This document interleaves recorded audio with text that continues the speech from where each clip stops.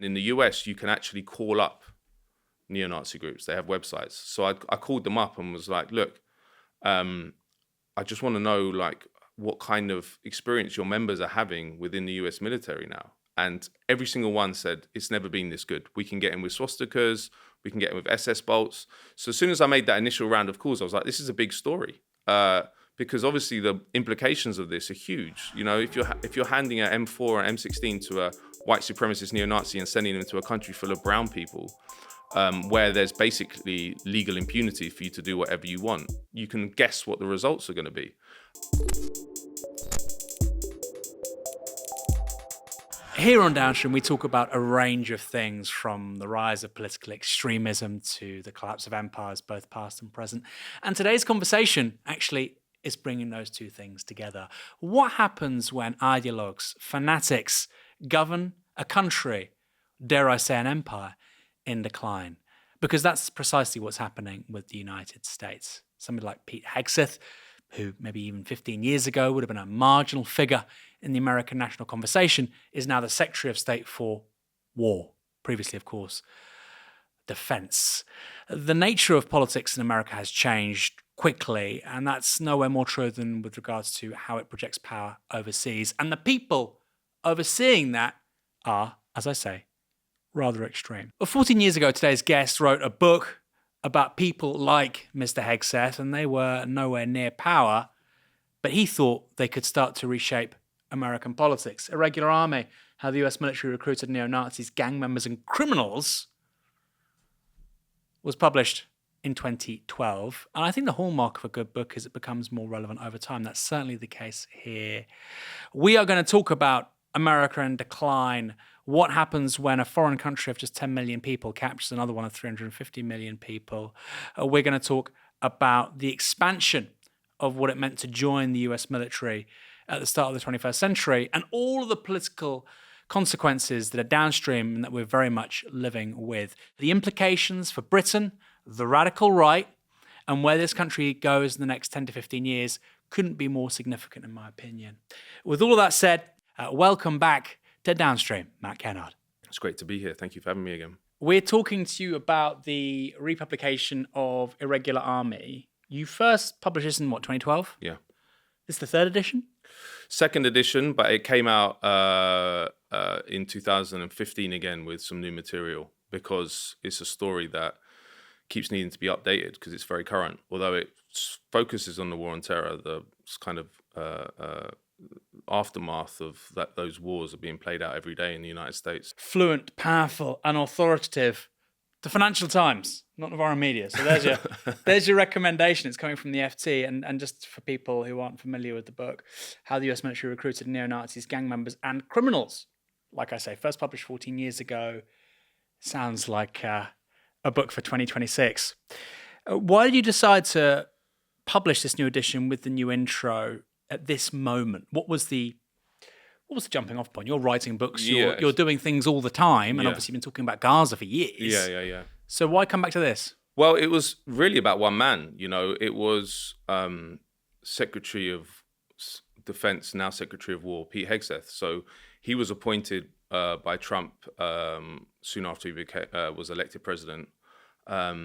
And he was one of the soldiers that I was investigating way back at the height of the war on terror. You know, the main way that we were finding out, and I was finding out about extremist soldiers, was tattoos, right? So swastikas, SS bolts, other crusader imagery, Christian nationalist imagery. And that's the same way that the US military had traditionally known extremists who wanted to be recruited were extremists. I mean, they don't often say in interviews, I'm an extremist. So there's a lot of regulations, and they teach recruiters how to know what these tattoos meant. But then I saw that Hegseth was one of these soldiers that had these tattoos. And then you're talking about the guy that's been appointed as the most senior, powerful figure within the US military, which is the most powerful military in human history. So I was like, this is the story coming full circle. This is a guy who also did serve in Iraq and Afghanistan. And he was then a Fox News host as well. And the tattoos that he's got are a Jerusalem cross, which is crusader imagery. He's got Deus Vult on his arm, which is Latin for God wills it, which is other crusader imagery. He's got the word kafir written in Arabic on his arm, which is a statement of that he sees. Well, he's proudly a kafir. It means infidel in Arabic. So he's basically feeding into that idea that there's a civilizational conflict between the West and Islam. So I just felt it was so hugely worrying that this story needs to get back out there, and also that Trump didn't occur in a vacuum. And, there's this propensity in Washington from the Democrats and so-called moderate Republicans to present Trump as a massive outlier, someone who they don't know where he came from. He was just this kind of wild extremist figure that appeared. But actually, there's a lot of evidence that he is a product of the war on terror era. And when I say that, I mean that you can look at the deregulation of the military, someone like Hegseth becoming senior, but also what was done under the Bush administration in terms of the imperial presidency, the concentration of power in the executive branch, which Trump is now using and being criticized for in Washington. But a lot of the things he's able to do were policies that were put down during the war on terror. So concentration of the power in the executive branch. He's not gone to Congress to get a vote for the kidnapping of Maduro, the attack on Iran. None of that's happened. He also has taken advantage of all the repressive powers that were instituted during the war on terror. So we're talking about the Patriot Act, warrantless surveillance of American citizens. All the conditions were put down for someone like Trump to come along. And this is what Edward Snowden called the turnkey tyranny. He said, we're putting in place a system where all it needs is one demagogue, unscrupulous demagogue, to come in and use all these mechanisms which are being built.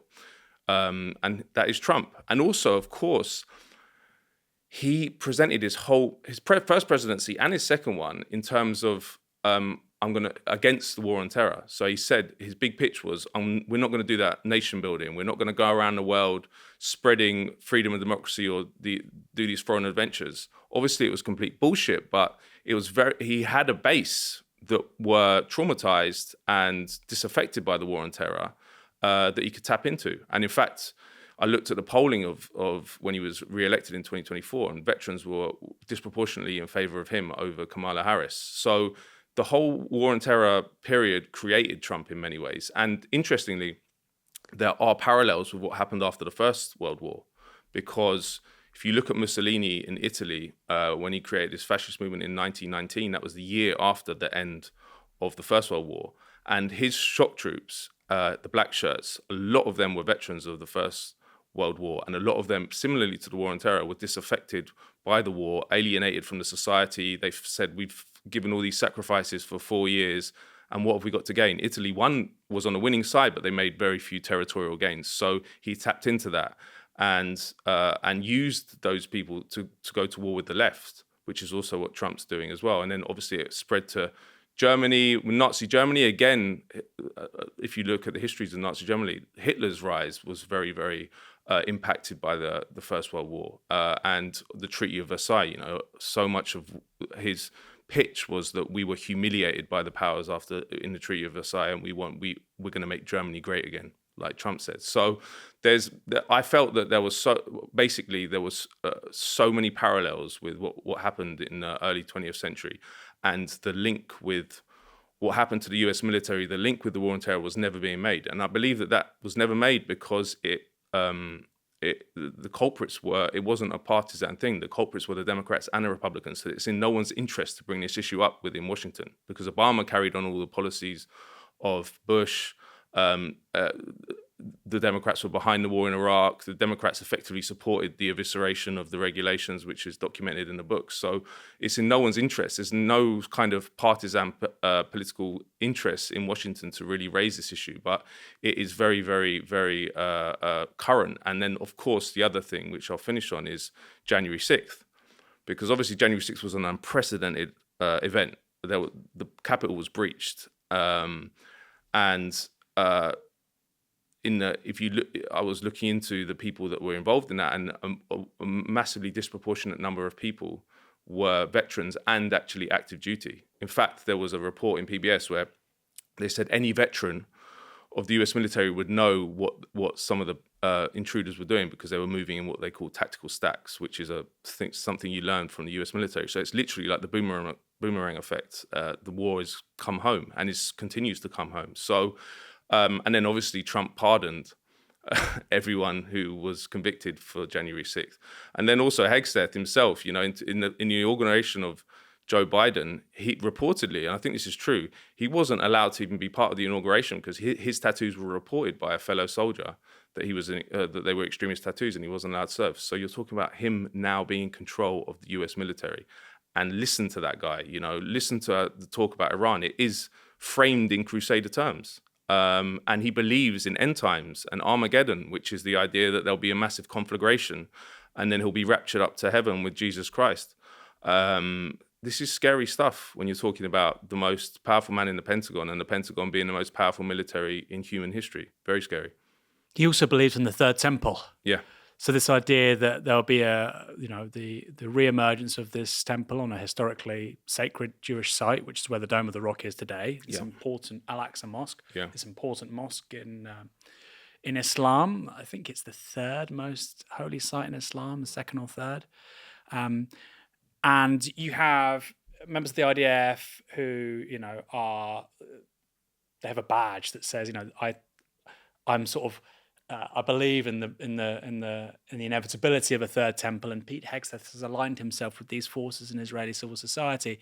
We'll talk about it more as we proceed, but it is crazy that somebody like that, who thinks that the Al-Aqsa Mosque will become the third temple and that will lead to the end times, that person is in charge of the US military, but also this country has allied itself with a power led by somebody so insane. Yeah. And I think the average Brit, I say the average Brit, 99% of Brits would find that ridiculous and insane.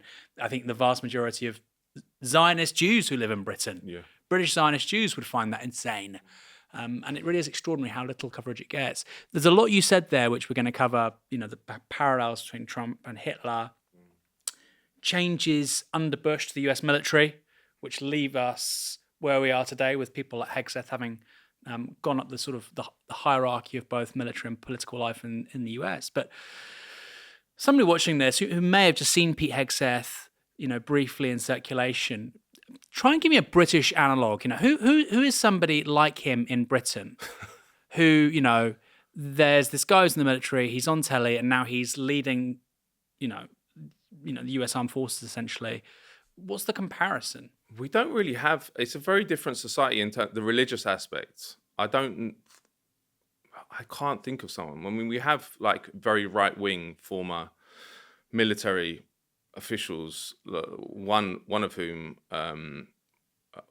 was calling for ages for me to be arrested for my reporting on Gaza. Who's this? I can't remember.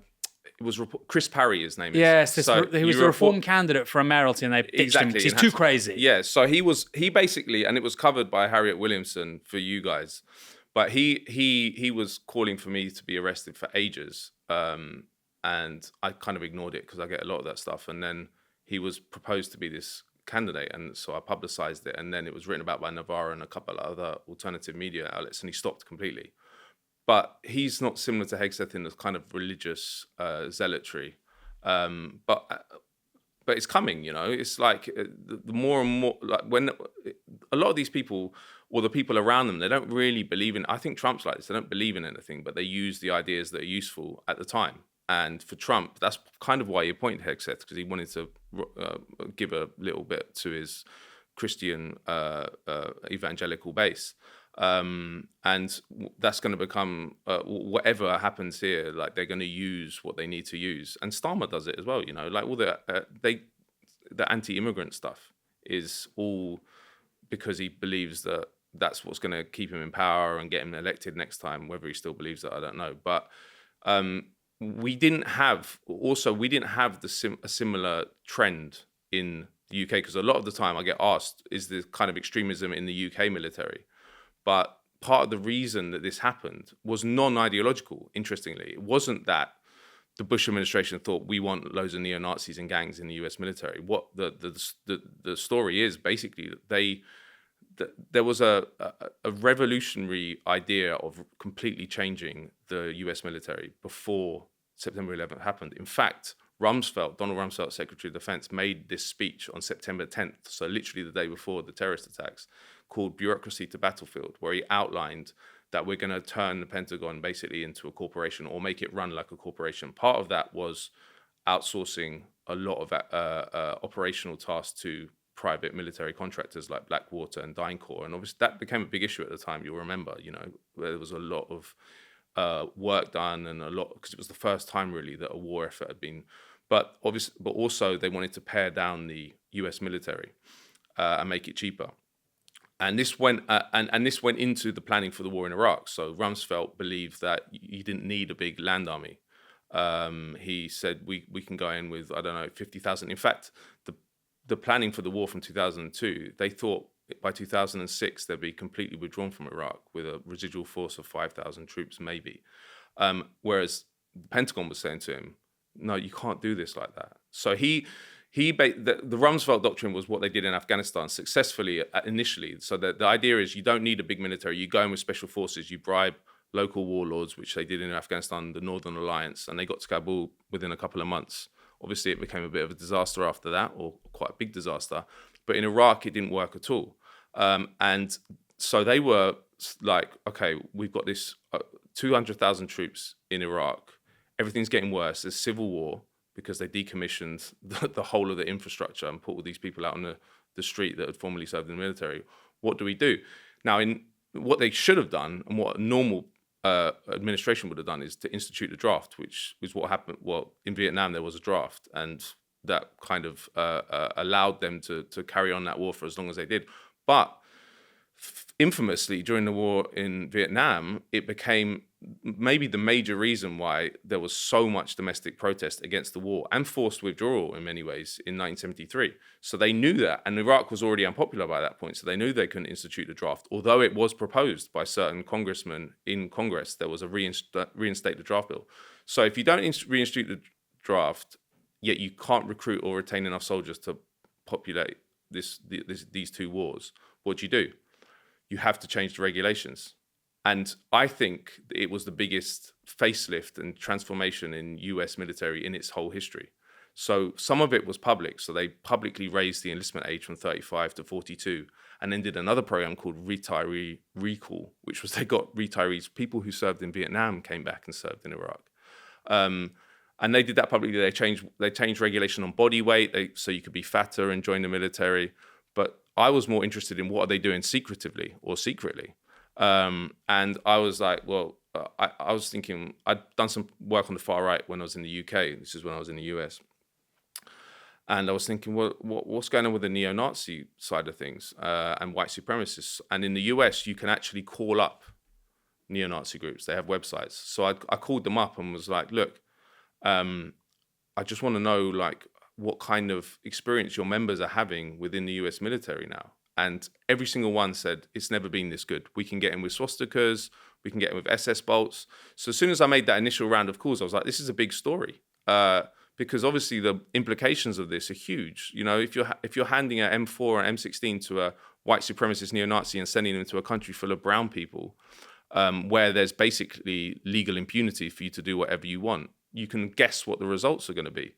And then I started interviewing neo-Nazi veterans. So the book opens with a guy called Forrest Fogarty, and when I say neo-Nazi, I'm not talking about like sort of Nick Griffin or, I'm talking about proper hit. Like when I went to meet him in Tampa, Florida, and he's like skinhead, extremist tattoos. Ed Norton, exactly. American History X. The whole shebang. And I went to a chicken restaurant with him and by the side of a highway, and he's like bloviating about black people and Jews in front of me, and he's saying, "Oh, and I always get into fights, because I don't hide my racialism." And I'm sort of like, okay, I don't want anyone to think I'm his friend. Then I ended up going to the zoo with him because I wanted to do another interview. So I went to the zoo with him and his kids in Tampa. But he was a great character. That's because he was a real window into the whole thing. He served from 2004 to 2005, and he said that his commanders knew about his neo-Nazi extremism and they liked it. They said that he was told that he was a more hardcore and they'd send him on harder missions. That's what he said. And then I heard that again and again from different veterans. So this was, and then there's the gangs as well, because in terms of numbers, the gangs is off the charts. There were serious analysts, not people who are conspiracy theorists or don't know what they're talking about, who were saying that 10% of the US military at points was composed of gang members. So Crips, Bloods, Sir 13, other groups. And in fact, in the book, there's a whole load of photos that were taken by a whistleblower soldier of gang graffiti up on blast walls around Baghdad and other cities in Iraq. So, and none of these people are going there because they believe in the mission. The neo-Nazis and the gangs as well, they want military training courtesy of the US taxpayer.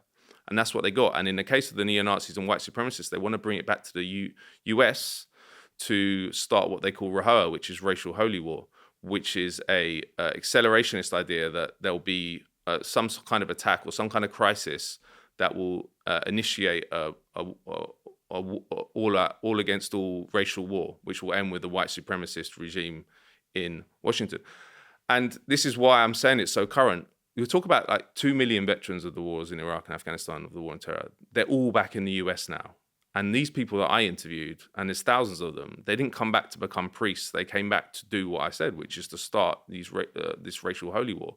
And luckily, there hasn't been a major mass casualty attack by one of these people. But in the preface, I go through a whole number of plots that have luckily been busted by the FBI. But I'm talking about active duty soldiers giving military information to neo-Nazi groups that were plotting to kill fellow soldiers. One went to prison in the end for 45 years, but it's just again and again and again this happens. So it's a ticking time bomb. And then you look at what history has shown. It's like Timothy McVeigh, who before 9/11 committed the worst domestic terrorism attack in US history in Oklahoma City in 1995. He was a veteran of the first Gulf War. And it took him some years to incubate and to carry out his attack. But there's many, many people like that. And there's another element of it as well, which is lone wolves who aren't part of a neo-Nazi or white supremacist group, but operate on the same accelerationist grounds. They want a terrorist attack to kind of launch a crisis, which would then end with their overthrowing the government.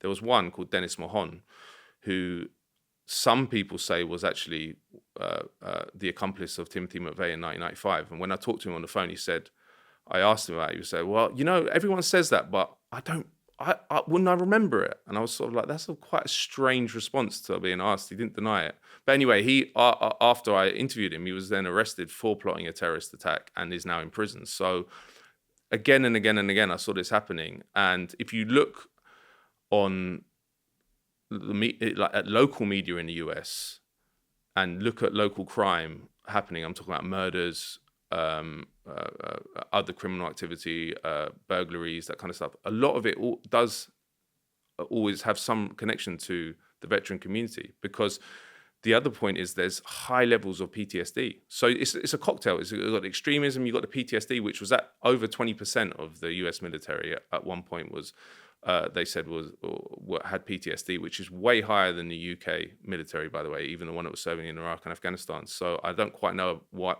explains that discrepancy. But these kind of disaffected, alienated, traumatized, extremist veterans are all over the US. And it is a ticking time bomb. And it's not talked about in the US. The interesting thing about this book is it wasn't reviewed in the mainstream media.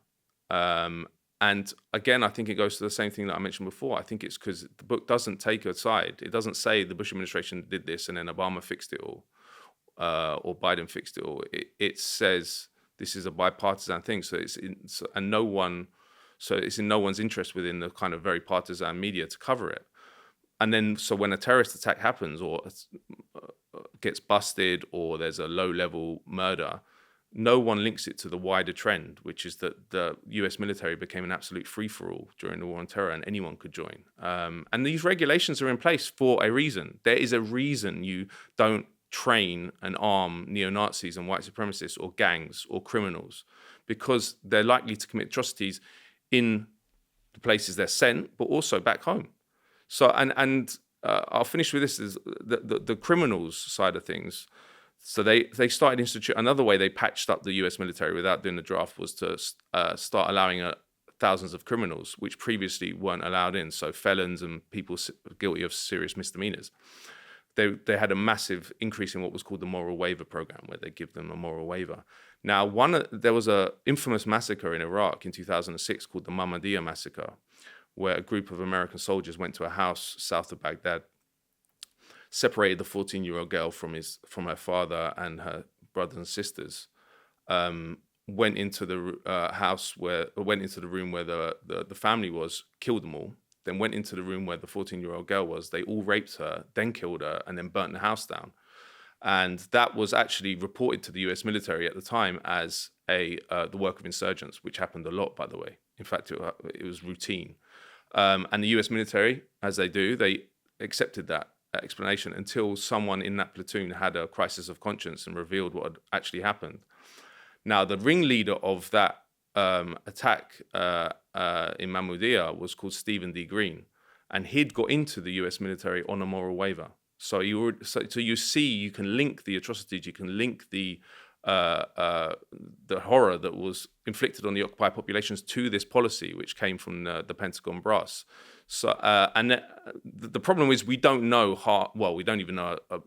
We only know a very, very small percentage of the atrocities that happened in Iraq and Afghanistan, because there is a degree of impunity that reigns in the US military. Their policy is deny, deny, deny until it's impossible to deny anymore. And then what you do is you put the whole sole focus on the soldiers themselves. So it's bad apples theory, right? They did it in Vietnam as well. They say it's nothing to do with the brass, it's nothing to do with the commanders. This is all just, we have these crazy people but actually the policy that allowed Mahmudiyah to happen and many others, Abu Ghraib, came from the top. And Abu Ghraib, there's a whole section on Abu Ghraib, which again goes to the same thesis, that Abu Ghraib, which was a major global scandal, but no one really. This was like the Alcatraz of the occupation inside Iraq. Right? Yeah, and all the images came out of them being tortured. And subsequently, it wasn't covered in the media. There was one report, I think, in the LA Times about how it basically had turned into a frat party at Abu Ghraib. So they were drinking and doing drugs, now, which are both prohibited by the US military. But another facet of this is they stopped kicking out drug addicts, and they stopped kicking out alcoholics, because they couldn't afford, in the same trend, they couldn't afford to kick them out anymore. So there was the culture developed and was permissible where this kind of thing happened. And obviously they tried to deny Abu Ghraib and cover it up until Seymour Hersh got the photos and published them. But you see it again and again and again. And as I say, this is not a trend that has stayed in Iraq and Afghanistan. This is all back in the United States now. And if you look at maybe more than any other society on earth, the US, the military is the most important institution in their society. Half the congressional budget goes on it. According to some estimates, $1.4 trillion a year. So anything that's happening within the US military, and you talk about millions of people as well, is going to percolate out into wider society. You can't keep it trapped. So all the free-for-all that I've described, the impunity for criminal activity, expands out into the wider society, and many of the societal problems can be linked back to it. I hope you're enjoying this interview as much as we're enjoying having this conversation. The work Novara does, I think, is really important. And of course I'd say that, but I'm always meeting people out and about, particularly when I'm out on by-election videos, saying what Novara does is so important, how can I help? Really easy way to help us, of course, supporting our work. Go to novara.media/support to help us build a new media for different politics. Nobody else is going to do it for us. Nobody else is going to help us platform these kinds of conversations. We are not paid for by millionaires and billionaires. Some very good outlets out there, it means that when it comes to an issue like Israel, or when it comes to an issue like British foreign policy, they pull their punches. We don't. We call a spade because of how we're funded. Secondly, and I hope you've already done that, we also do events, so you can always help out by coming to one of those and maybe have some fun and learn something as well. That's the other link in the description below. It's for our event with Mariana Mazzucato. That's at the end of June in Hackney at the Earth Theatre. Hugely important conversation. Mariana, one of the most intriguing, innovative thinkers on the European centre-left. I hope you can make it. I mean, like you said, there's 2 million veterans of these wars in the US, and even if only 10% of a regiment is former criminals, white nationalists, extremists, etc., that's clearly going to normalize a certain political culture more broadly that other people think is acceptable. They might not be nasty people. They might not have gone into the military from the same kind of backgrounds, but it changes the political complexion of what both the US military and American civil society look like. A few things. Most people, when bad things happen in war, they say, particularly the powerful who've okayed that war, they say, well, it's armed conflict, terrible things happen, it's unavoidable, people get, traumatized, it's terrible, but there you go. What you're saying is fundamentally different, is that the composition of the United States military changes at the start of the 21st century, and because of the people in it after who weren't in it before, that has made it a more immoral army. That's basically where you've landed with what you just said a moment ago. Definitely. And alongside that as well, and you didn't mention these guys, the green card soldiers. Yes. So these are people who want basically residency in the US. They want to become Americans. Yeah. And this is a pathway for those kinds of people from Guatemala or El Salvador or Honduras. And I suppose they also have incentives to behave very badly or to tolerate bad behavior or to participate in bad behavior. Because, of course, if this is your pathway to a better life, to becoming an American citizen, you're not going to screw that up. Of course, yeah. So tell me a little bit about green card soldiers as well. This was a really interesting thing to research because the chapter on this opens with the first US soldier to die in Iraq, who died in a place called Qazar, which is in southern Iraq, and it was friendly fire incident in March 2003, so right at the start of the war. And I found out he wasn't actually American. So the first so-called American soldier to die in Iraq was Guatemalan. He was called Jose Gutierrez. And his story is very, very kind of emblematic of this whole program because he was a street kid from Guatemala, and his parents had actually been victims of the savage genocide in Guatemala, which was instigated by the US. You know, the US overthrew the democratically elected president in 1954. Arbenz. Yep. And then in the 80s, particularly, there was a genocide which because I've been to Guatemala a few times and looked into the genocide there, and 200,000 people minimum were killed, all indigenous, Mayan. And the level of atrocity is like, it's hard for people to hear, but it's important people hear. Like, they'd chop heads off people and play football with them and stuff like that. The soldiers, like the indigenous were it was Nazi-style stuff. So his parents were actually in the campo when this was happening in the countryside and fled to Guatemala City, which a lot of people did.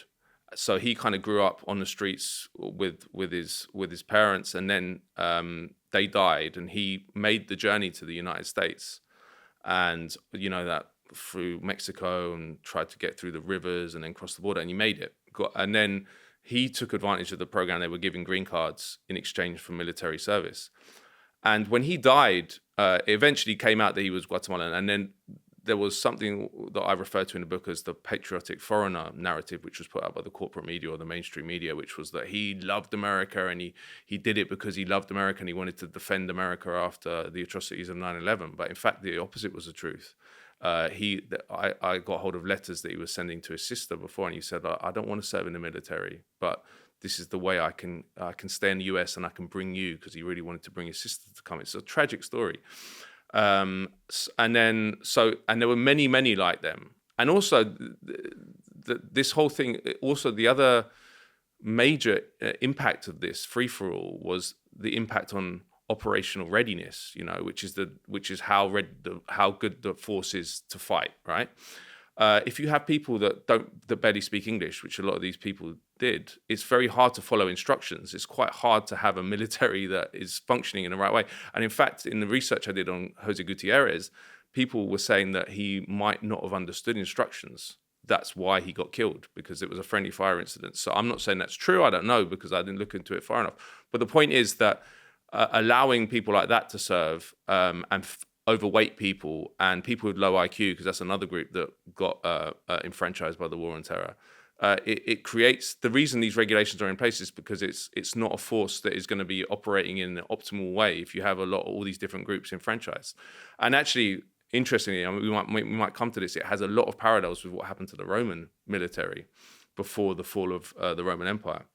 There was a whole, there's a lot of debate about why Rome fell as quickly as it did in the 5th century. But one of the major arguments, and there's a book by a guy called Arthur Ferrell, which is called The Fall of the Roman Empire, The Military Explanation. And it is that the standards for recruitment dropped, the barbarization of the force, where they started recruiting people who weren't Roman citizens, that were from like the rival tribes and stuff like that, and discipline went right down. And the book goes into this. There's so many parallels with that. It's really, really interesting. And there was a guy called Vegetius who was writing in the late 4th century, who wrote a book called Concerning Military Matters, which became and still is one of the like most important rule books and guides for the military. He outlines all this before the fall of Rome, before the fall of the Roman Empire. He said he addressed it to the emperor of the time, and he said, "Look, everything we're doing and the failures we're experiencing is because the military is no longer the kind of high standards, rigorous place that it was. You're allowing all these undesirables to come in, people who don't believe in the Roman mission, blah, blah, blah, blah." And that's exactly what happened to the US military. And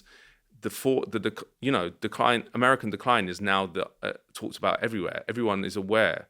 And I'm not saying the whole reason is that the complete destruction of the US military, but that's definitely an element of it. And it's evinced in the fact that the US can't win a war. They constantly, they didn't win Iraq, obviously. Afghanistan, they were there for 20 years, and then the Taliban took over the day after they left, which is similar to it took 2 years in Vietnam, but similar. Since 1945, it's quite possible that it's quite easy to say that the US actually hasn't won a war. So and that obviously it's got much worse in the ways I described. So I think that this is a really, if we're trying to understand American decline, and some of us hasten it, it's important to understand the reasons for that. And the military explanation is a very, very, I think, good one. As part of obviously a medley of different factors, economic, blah, blah, blah. But I think especially the internal consequences. The war fighting, yes, that's part of it, but the internal consequences, which I've described, what impact this had on the domestic society. Because for me, in terms of American decline, militarily, it's out by itself, no one can touch it. But where American collapse will happen, I believe, is internally, because the other part of what I described of what's the stratocracy of rule by the military, and so much of their resources going into the military, is it's being sucked out of the rest of society. So you have huge amounts of poverty, you have real dislocation, people, millions and millions of people who can't pay for healthcare for their kids and blah, blah, blah. There's no way that cannot have an impact, a political impact, and it does. And I think either it's fascism or something better, but it looks like fascism and someone like Trump. So that the military is sucking up so many resources, again, is another military explanation for American decline. So yeah, it's very, very interesting. For me, it's just interesting that this is never talked about.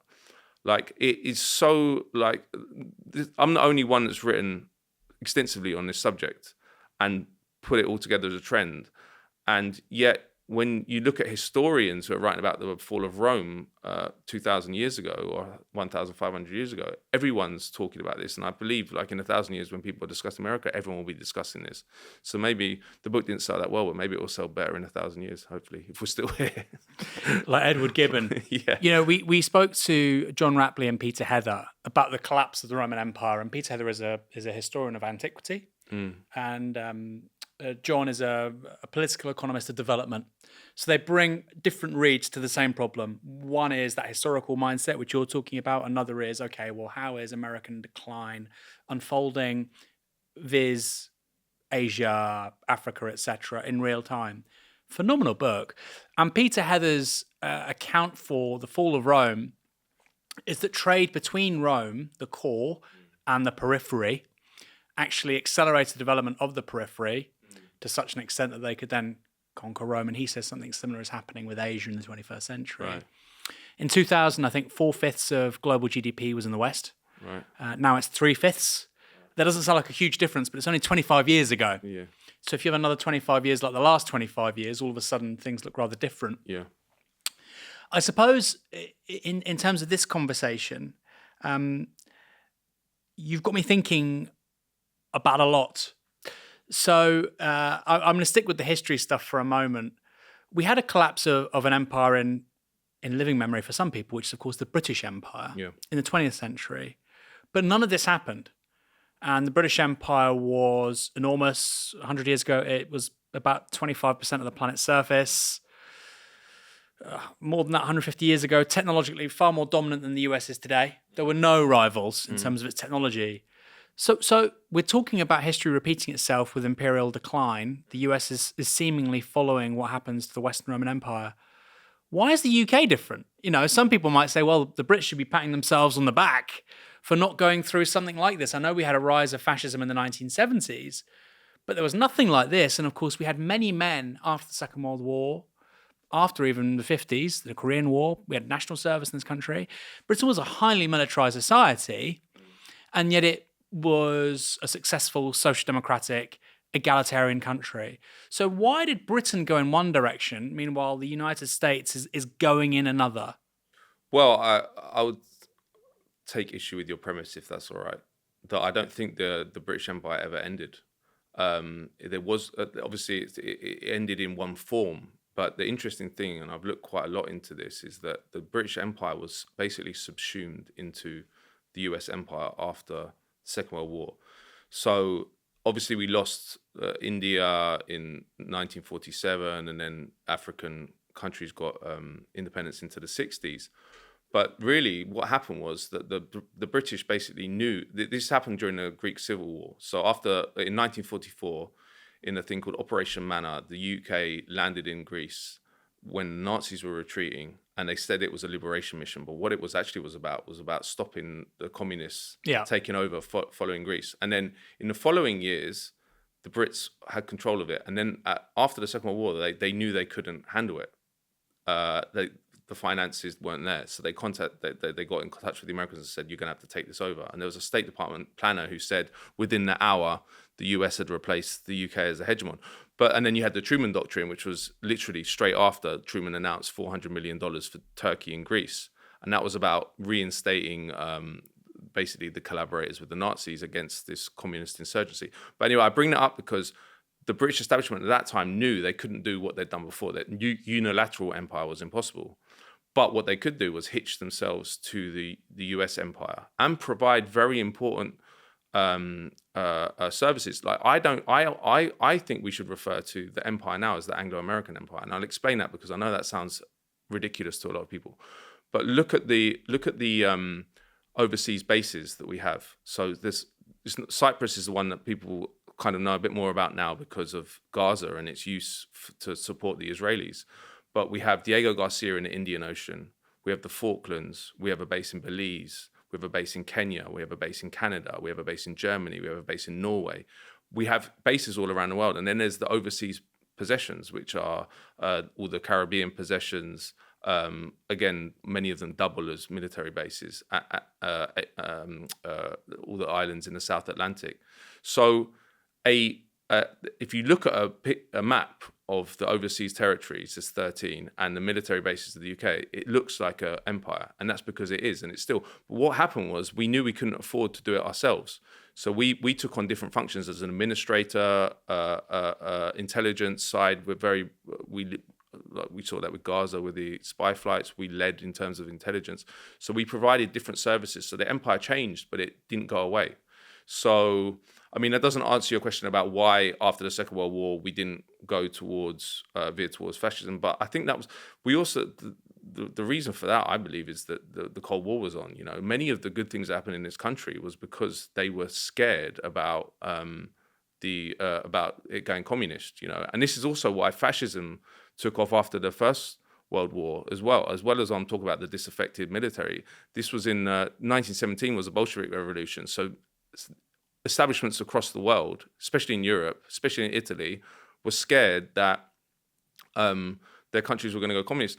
And there was an economic crisis after the First World War. So the fascists presented themselves, and Squadrismo, which was Mussolini's thing of these black shirts, where was their violence targeted? It was all against the left. And even in Germany, we know about the anti-Semitism and the Holocaust, But actually, Nazi ideology equally was the left was the enemy, you know, and they were linked in Nazi ideology, Jewish and the left and communism. Judeo-Bolshevism. Exactly, yeah. But the important point was fascism was there to help the elites get around the crisis of capitalism, which was the potential strength of socialist movements, communist movements. So after the Second World War here, the welfare state was built in many ways to stop the success of communist forces or far left forces. And now I don't think we are much better than the US, to be honest. I think we're going in the same direction. It's a global phenomenon. We don't have a Soviet Union. Now, whatever you say about the Soviet Union, you don't have to like the government there. But the fact is, when there was a poll to organize around, an ideological poll, it created some balance and allowed space for liberation movements and allowed space for independent governments to succeed. I always use the example of Cuba, right? In 1959, they overthrew the US-backed dictator Batista. If the Soviet Union didn't exist, that would have been smashed within months, years. But they survived because they had a patron. Now, it's interesting. I'd be interested in what you think about that. China doesn't perform that role now. Like, obviously, it is in theory communist, but actually it's state capitalist in the way that they used to say the Soviet Union was. But it is genuinely state capitalist. I've been there. If you go to like Shenzhen, special economic zone, it's a huge, just capitalist free-for-all. But in terms of their foreign policy, they don't see themselves as an ideological player. They will go and they'll do deals with governments, but they're not like, if you look at the recent attack on Iran, kidnapping of Maduro, they're not doing what the Soviet Union would have done. They don't see themselves as a global player for ideological reasons. So without that, it gives resurgent empire like the United States or Anglo-American empire, because we're part of it, complete impunity to do what they want. And let me finish with this, because I feel like I need to qualify more the Anglo-American empire thing. One very, very good way of understanding this is what happened recently with Iran.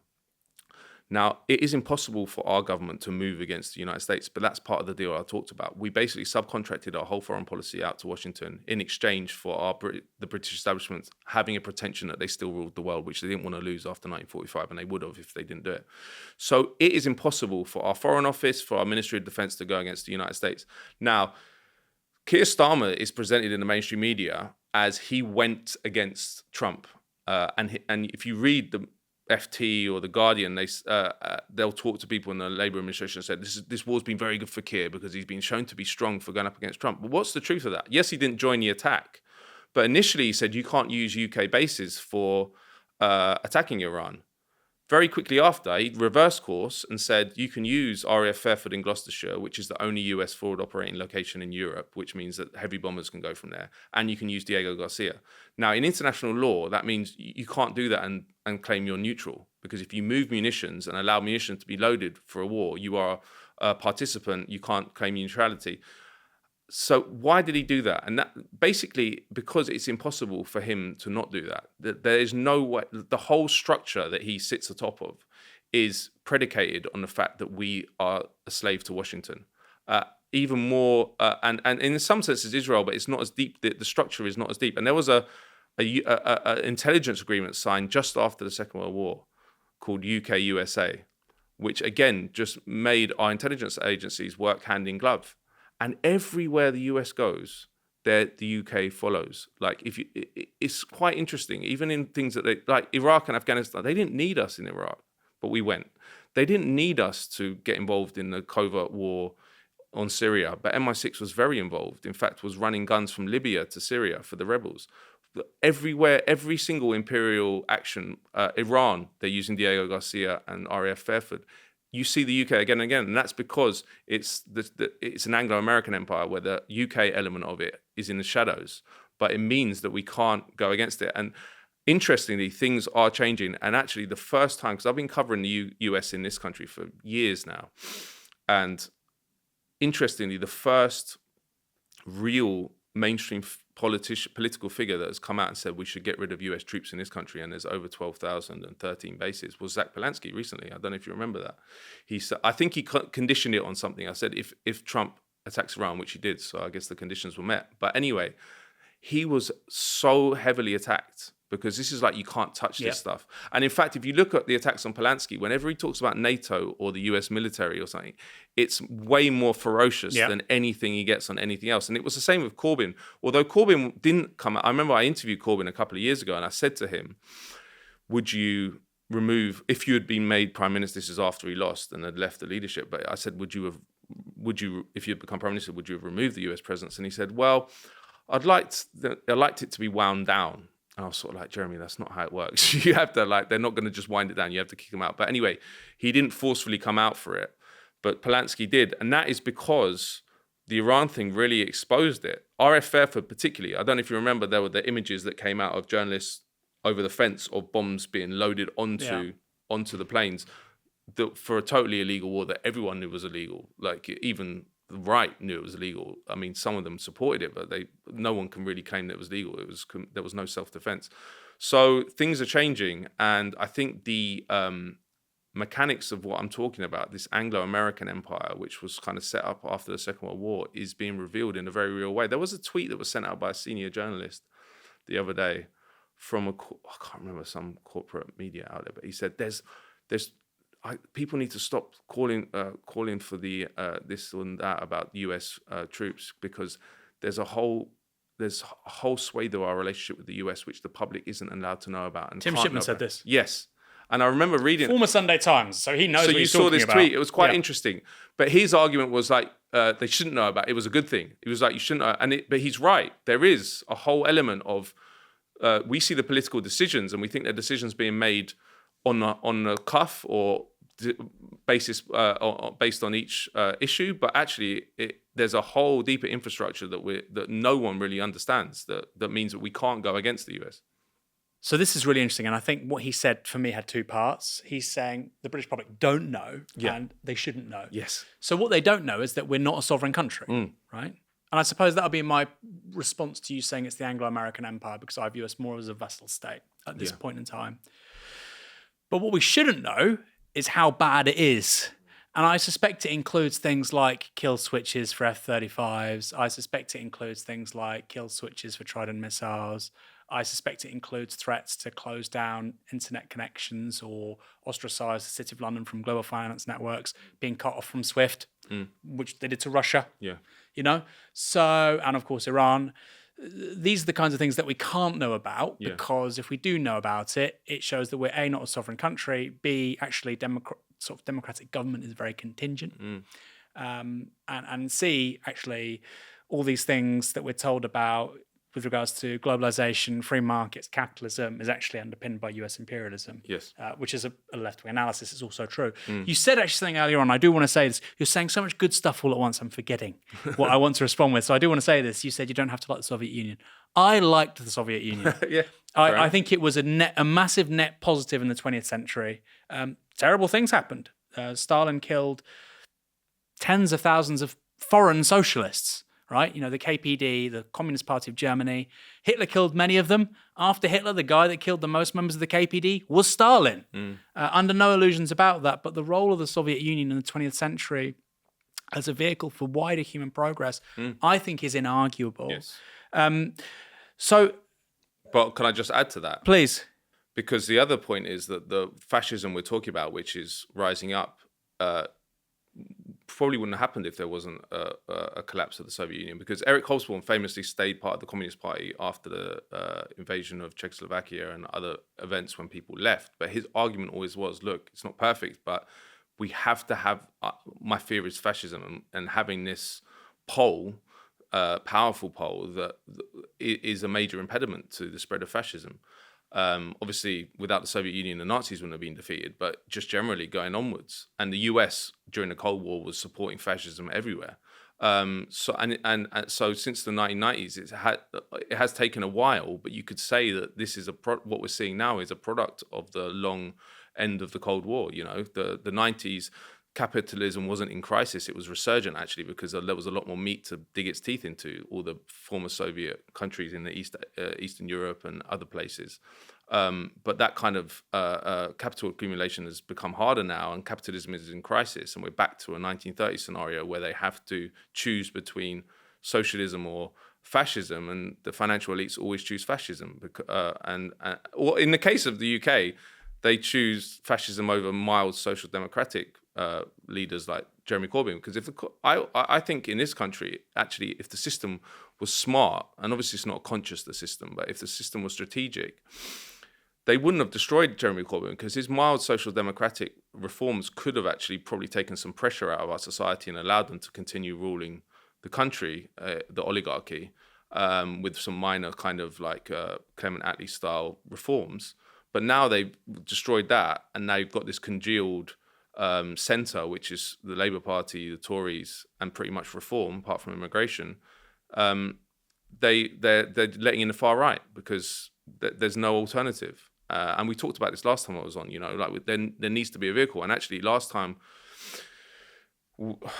and the Green Party being the vehicle is another product of the end of the Soviet Union, because we don't have the organised socialist parties, communist parties anymore. So, and this is not a good thing, right? Like I support the Green Party now because we need a vehicle and to funnel all this disaffection into, but it's not optimal. It would be better if there was a left party, but that's what I'm saying. Even your party, you could see as the fiasco of your party, you could see as a function of the end of the Cold War and the end of the ideological battle between capitalism and communism. Like, we're completely untethered and unanchored as the left. We have and as I say, interestingly, I just don't understand why China doesn't. Like, China is the hope to that extent, because what it could perform that role is soon going to be a bigger economy than the US. It's a very successful economy and a very successful country in terms of its internal policies. It's taken more people out of poverty, extreme poverty, than any country in history.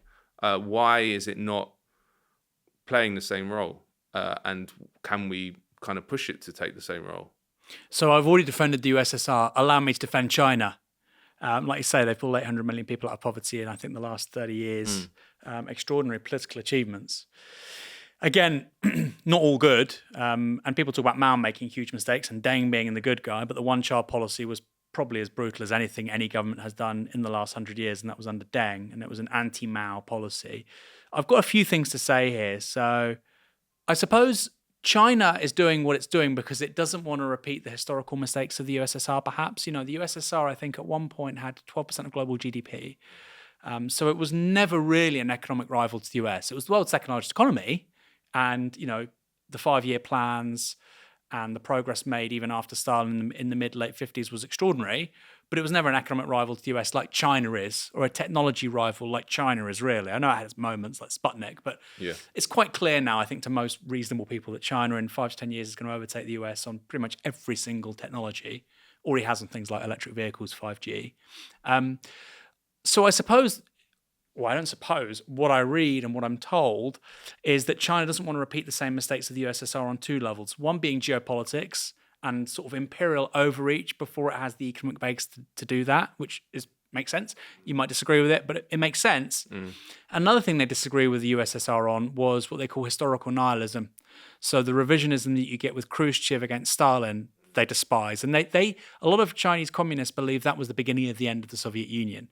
And that's why they are very hostile to that kind of critique about Mao. Even though Mao made big mistakes, he also, in a similar way, Stalin is responsible for winning the Great Patriotic War. Mao is clearly responsible for China prevailing in the war against Japanese occupiers, but also in the civil war with the KMT, and becoming a sovereign country, which it is. Not many of those exist with US empire.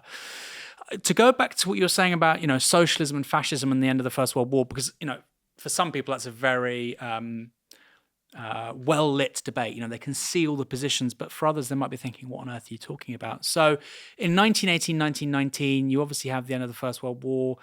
Across Europe, millions of demobbed soldiers. In Italy, you have a mass socialist movement. You have strikes. You have factory sit-ins. It's probably the biggest upsurge of industrial unrest in European history, probably. Italy in 1918, 1919, certainly up there.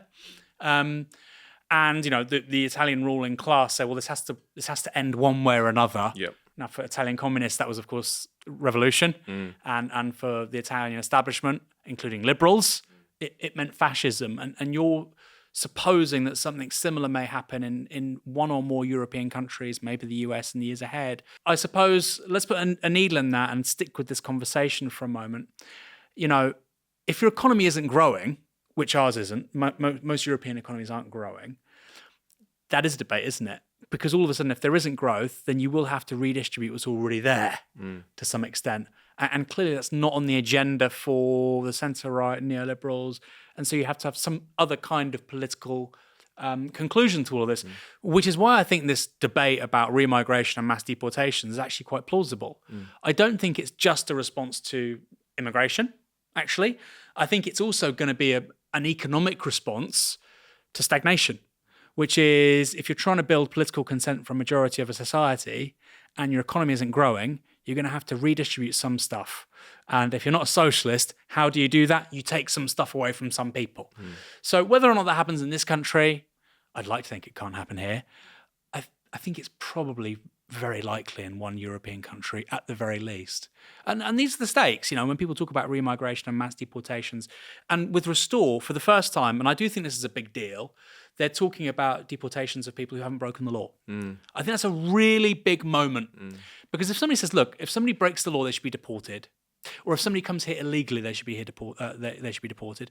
Many of our viewers and listeners aren't going to agree with that, but it's coherent, right? You've broken the law, you will be punished.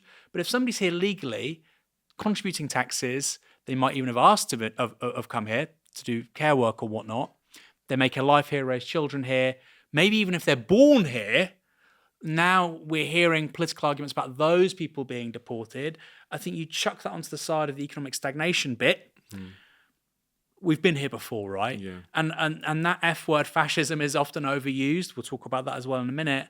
But that, to me, seems a very plausible scenario. Like I say, somewhere. I'm not saying Britain. I'm not saying France. I'm not saying Germany or Italy. I think somewhere, maybe even the US, although it's a bit different in the US because they're still producing significant wealth because it's a continent. They have huge energy reserves. It's not really a little European country like the rest of us.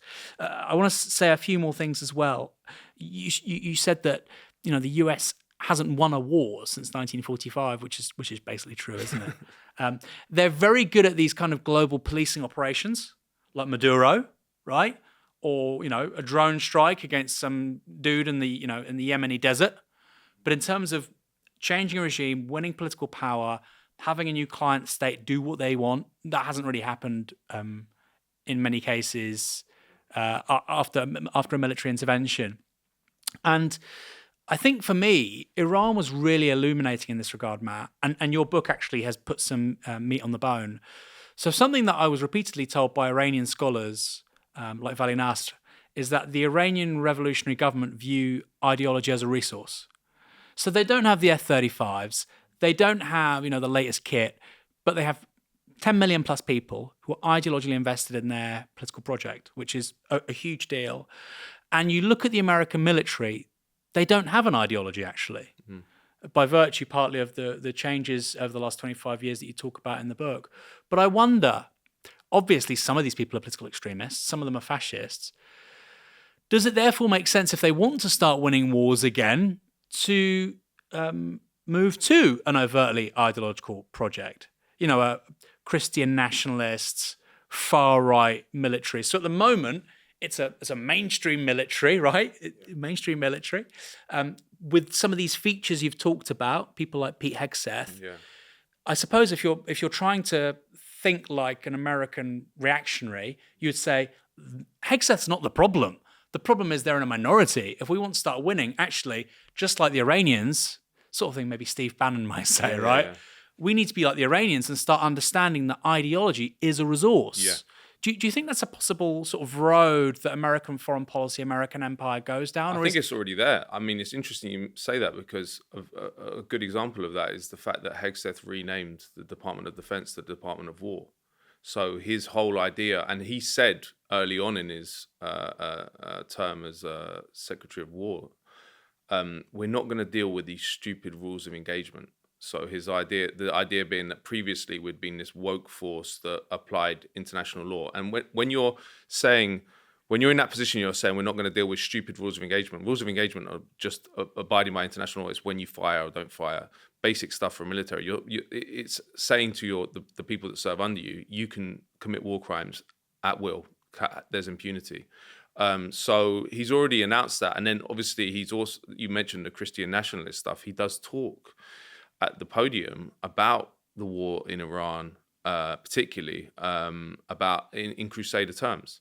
So it's already there for that extent. It hasn't had any discernible impact because I don't know how far that takes you as an ideology. It's like the Iranians are smart. They've been planning for this for decades. They knew every country. This is why I think Venezuela and the reaction of Venezuela and Iran is quite interesting, because Venezuela has been on the receiving end of a imperial attack since 1999 when Chavez got in different guises. It was initially all like NED and US aid, and then there was actually a coup in 2002 which failed.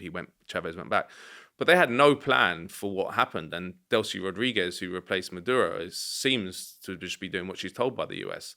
The Iranians have a very different idea and have been much more thoughtful about it. And I think part of it is, I know this sounds a weird thing to say, but I think part of it is just they do not understand the societies they smash up. It's like Iraq. I talked to people who knew people senior in the Bush administration who didn't even understand that there was a Shiite majority in Iraq, and if they got rid of Saddam, that would come to the fore and they'd ally with Iran. They just were like, how have we taken out Saddam and now we've got an Iranian proxy? So who was saying this? They didn't name names, but they were saying that people, senior, like planners within the State Department. Not pundits, actual people with power. People with power. So they smashed it up with knowing very little about it. And it's the same with Iran. Like the attack on Iran, like I don't think, Trump doesn't know anything, but like even the people around him they seem to be shocked by the fact that they could close down the Strait of Hormuz very easily, and the impact that it would have on the global economy. Anyone who's actually strategic and understanding of it would know that was going to happen. And that's why they haven't attacked Iran before, because Bush wanted to do it, but didn't do it for these various reasons. So I think that as it's got more ideological, it's got more stupid in the US, like in terms of the military.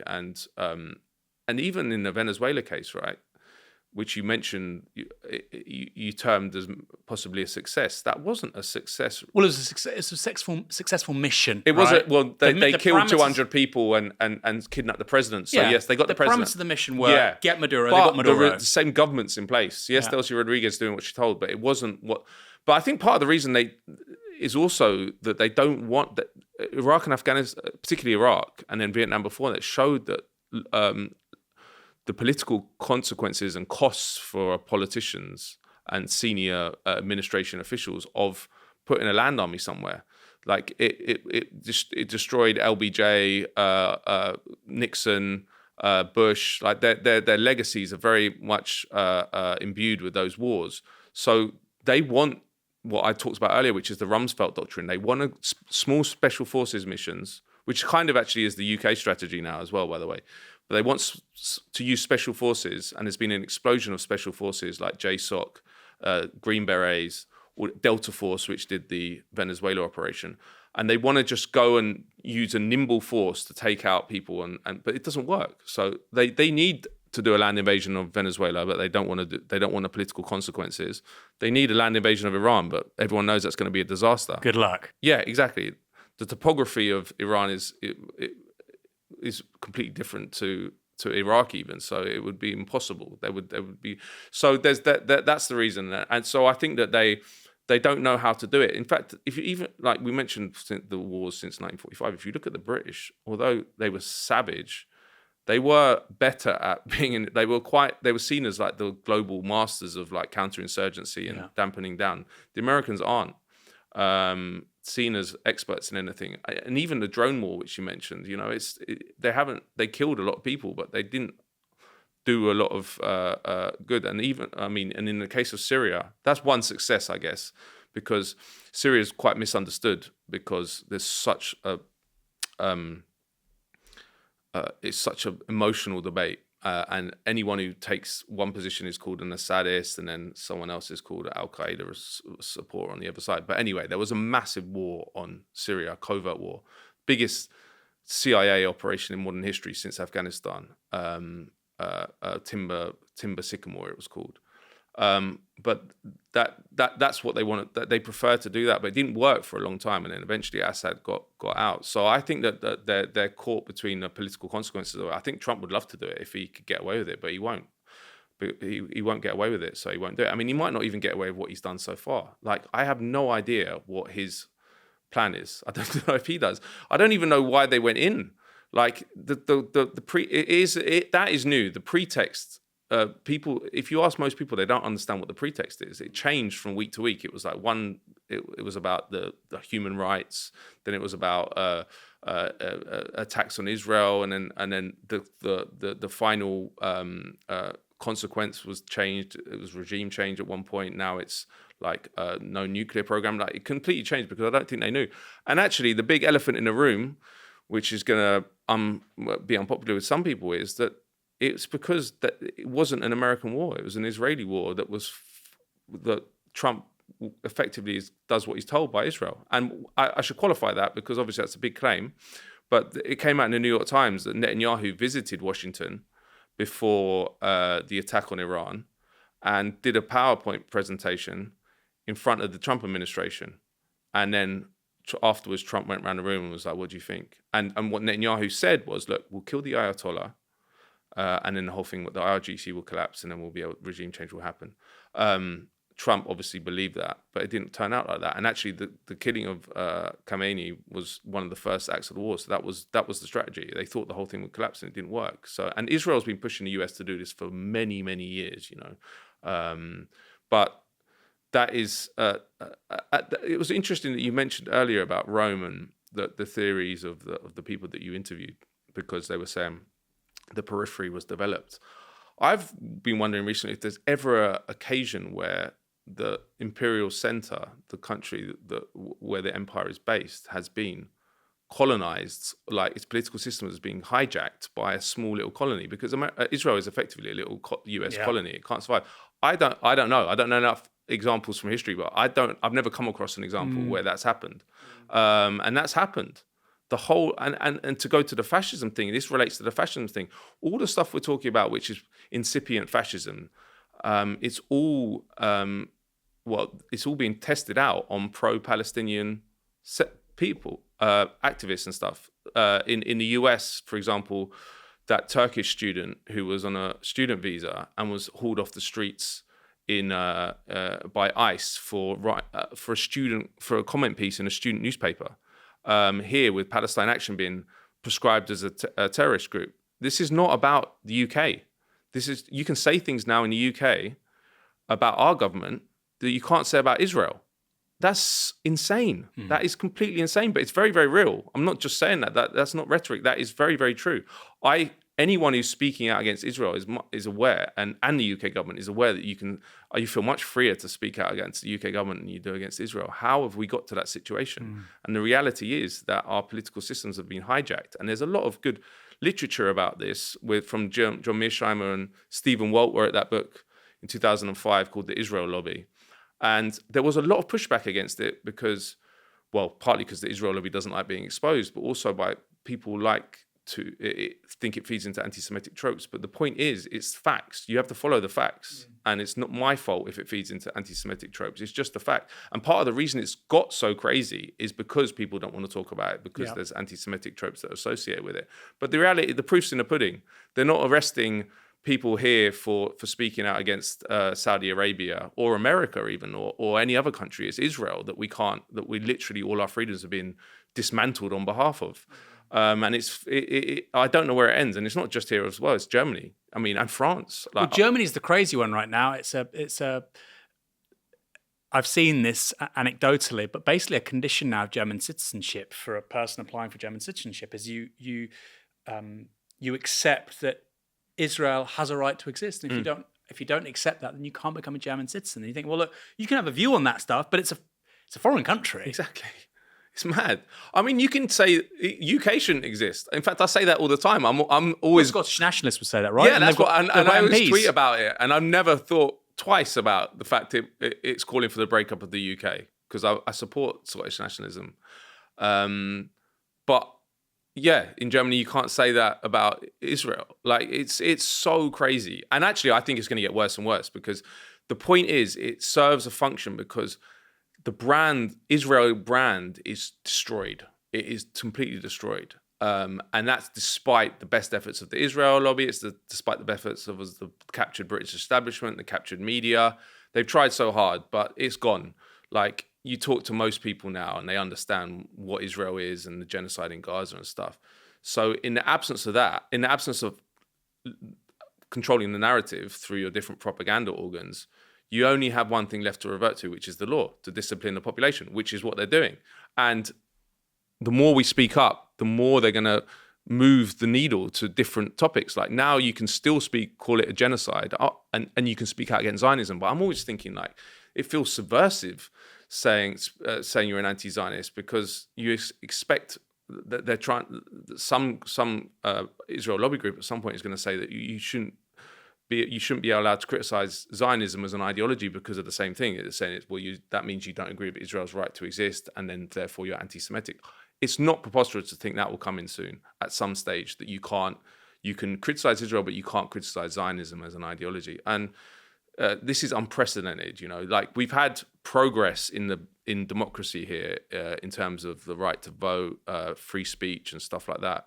We've never had a reversal at this pace before, and it's for a foreign country, and not just a foreign country, by the way, a country of 9 million people. They're smaller than Wales. How has this happened?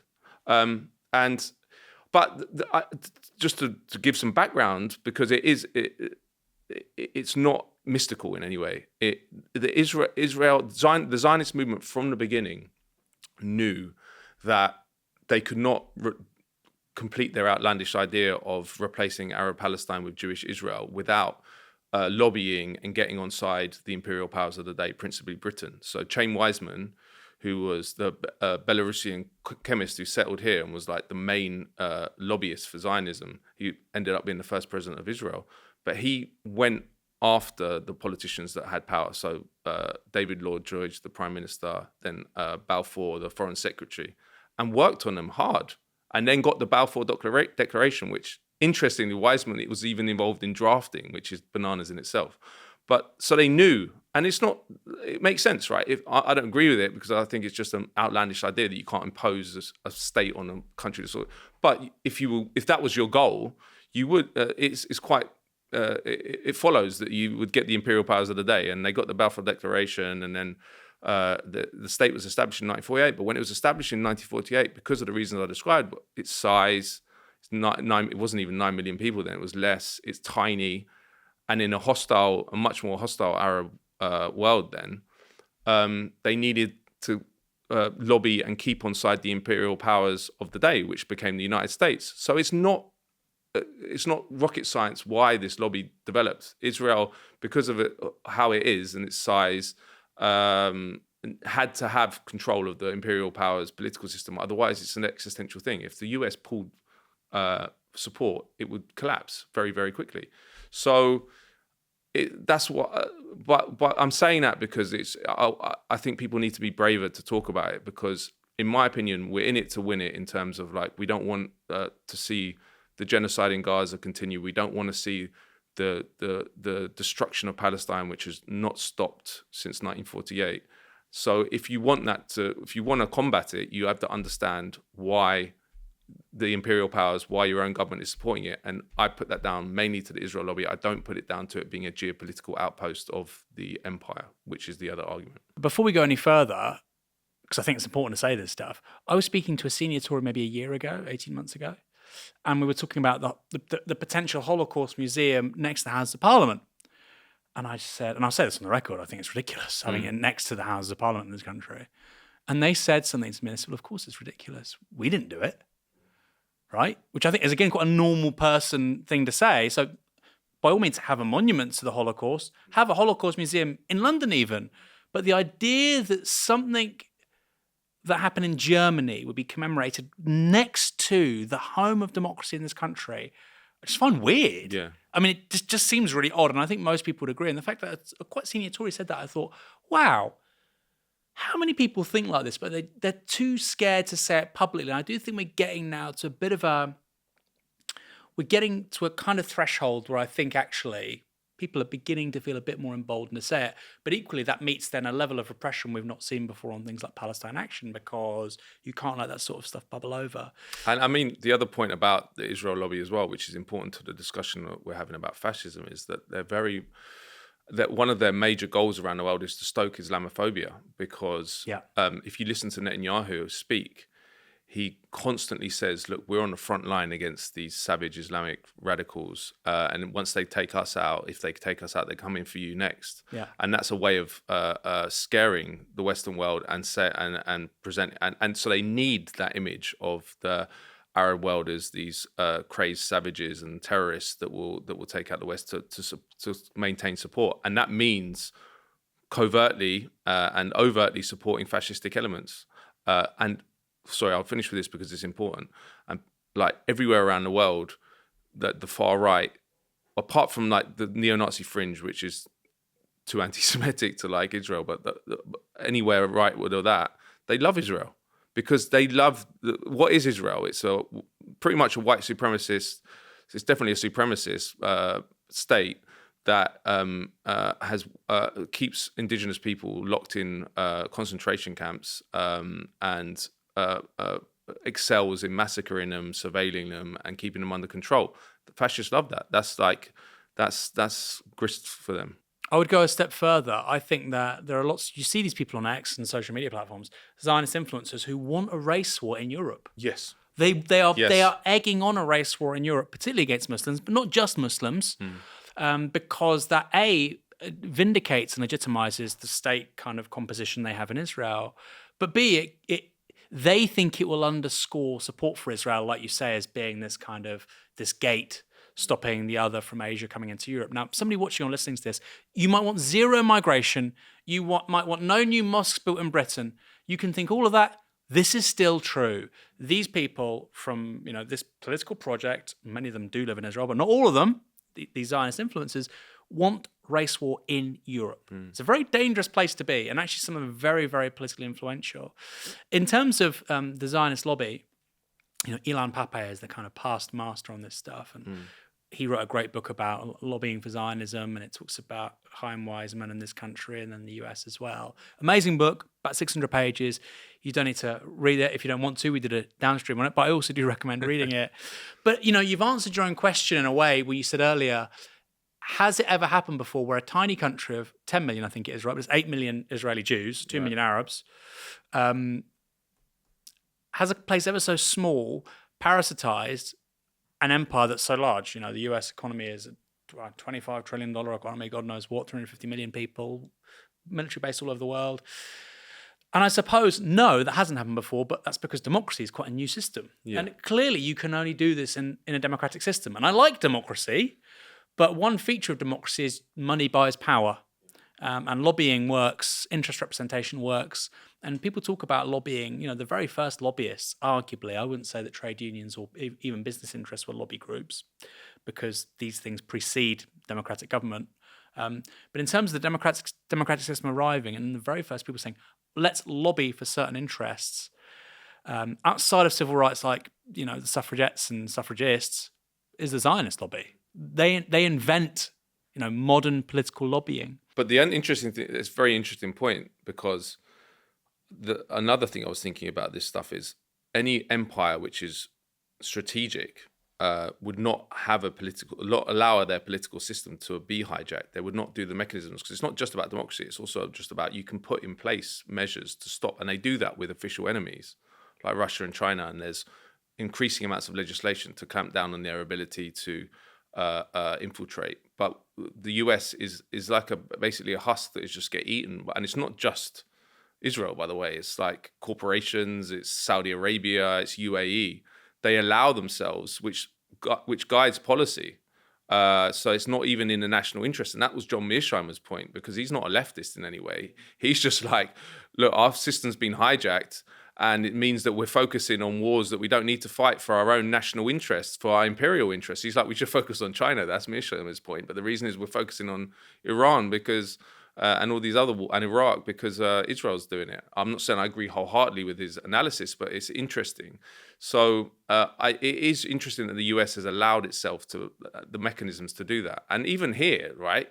When they talk about foreign influence, which they do all the time, by the way, the government's banging. It's always about Iran and China. Even in Northern Ireland now, by the way, Yeah. There was the overture made basically by the head of the Met saying that foreign influences are involved in what's going on in Belfast, and they're talking about sotto voce Russia and Iran, and you think they're not rioting in Belfast because of Iran. But that's because they're not using foreign influence in a honest way. So it's a weapon that they use to denigrate movements, to stop certain things happening. It's a political tool.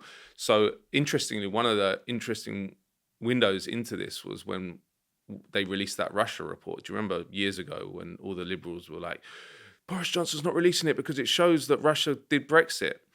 And then if you actually read the Russia report, which came out eventually by the Intelligence Subcommittee or something, it was very interesting because it basically said that there's no evidence that Russia did Brexit, but there is evidence that the Russians were very involved in the or tried to swing the Scottish independence vote.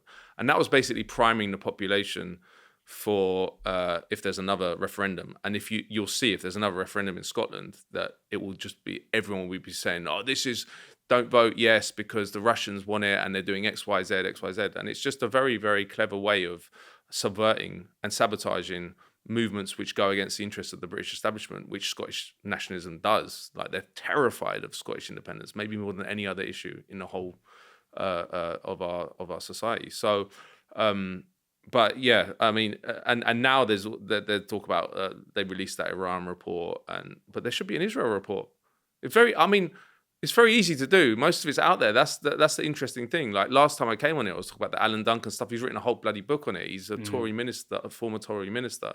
You can see it on Twitter. You go on Twitter and you look at what the Board of Deputies of British Jews is tweeting about anyone who speaks about Israel, or anytime the government has a policy which goes against Israel.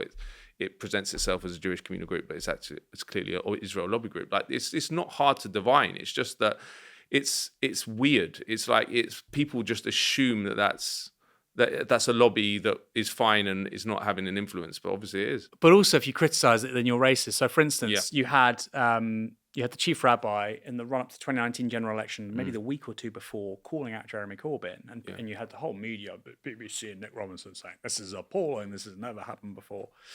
And that was an overt political intervention by a religious figure.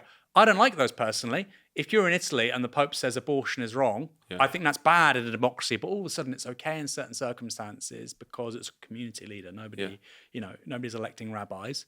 And I thought, if let's say there were 500,000 Iranians in Britain, or people of British Iranian, heritage. I don't think there are. There's about 500,000 British Jews. And of course, they think a range of things. But if there were 500,000 British Iranians, and then the leader of British Iranians in the week before the general election said that one of the candidates is a racist, and then somebody started pointing the finger at me and saying, how dare you as a community, even though I might disagree with what that person said, how dare you as a community intervene like this in a democratic process? I'd understand it. I'd say, look, mate, I don't agree with them. I think, don't just think I agree with them because we have the same sort of, national heritage. But I'd understand it. And this whole thing, I can't get my head around why people would say this. Of course I understand it. Of course I understand why people, and I'm not here excusing anti-Semitism, but when people talk about the Israel lobby and they might generalize a slight bit too much, I understand it. Like, quite extraordinary, and as you've already said, unprecedented things are happening in terms of capturing a democratic political system. And it's democratic. It belongs to 68 million of us. It doesn't belong to 1,000 people in Westminster or 50,000 people over here, or an interest representation group with 500 people, or an email list of 100,000 people. It belongs to all of us. But they can do specific policy things straight away now, which is not just about Israel. It's just, for example, Labour Friends of Israel, Conservative Friends of Israel take often new intake MPs on propaganda tours of Israel and the West Bank, right? Neither of those organizations reveal their funders. So how is it that you can have a body, which we don't know who funds it, which pays for our elected representatives to go to a foreign country? I don't think that should be allowed. I don't even think it should be allowed if they revealed their funders, if it's clear that they're state affiliated. That should be a policy. And the Saudis do it as well, by the way. John Woodcock, who's supposedly once was the anti-extremism czar or anti-political violence czar, was taken to Riyadh a bunch of times by the regime, the Saudi regime, paid for, and then obviously he's very in favor of BAE Systems and its arms deals with the Saudis. So that's not a democracy. That is just fundamentally wrong. We should have a straight policy where we say our MPs can't be funded by foreign governments or front groups for foreign governments. Standard. Why not? I would also say we should think about just banning these organizations that say, I'm a friend of somewhere else, Labour Friends of Israel, Labour Friends of India, Pakistan, Kashmir, whatever. I understand why individuals will want to be a member of an organization which campaigns for something. Drop the sanctions here. If you want to drop the sanctions on a country, great, fine. Those sanctions might kill people, for instance. If you want to campaign to twin Tel Aviv with your local town, great. But the idea that a political representative is a friend of another place, come rain or shine, just doesn't seem right to me, because ultimately you are paid, your position is to represent the interests of people in this country, not elsewhere. And if you're a friend of, it means that even when they do something bad, you're not going to criticize them, which we know with the Labour Friends of Israel, Conservative Friends of Israel, they haven't done that because they're friends of them. And I just think it's such a toxic, crazy, dysfunctional place to be. It is. And also, particularly on the Israel question, it's like for a progressive party, so it's Labour Friends of Israel, to have any group affiliated to a genocidal apartheid state, which is genocidal now, but it arguably has been for a long time, and definitely has been breaching international law constantly, is the equivalent of having a Labour Friends of Apartheid South Africa. You wouldn't have that. At all, even ideologically as an idea, let alone the policy of having Friends of Israel. So it's so crazy. But again, it's because the space for critics is so small within the political system itself. Even the conversation we're having now, like, you would not get anywhere near the mainstream with this conversation, anywhere in the political mainstream or the media mainstream. So that needs to change. Because, as I say, this is creating this massive disjuncture between people who consume places like Novara or Declassified or Palestine Deep Dive or where it is, and the establishment, which is pumping out a completely different reality, and a reality which doesn't accept reality. Well, increasingly, people don't listen to establishment media, and that has its own problems, obviously, because you need some shared spaces for conversation, right? A few things in terms of just pulling back the curtain. One of my book was published in English years ago. It has nothing to do with foreign policy or Israel.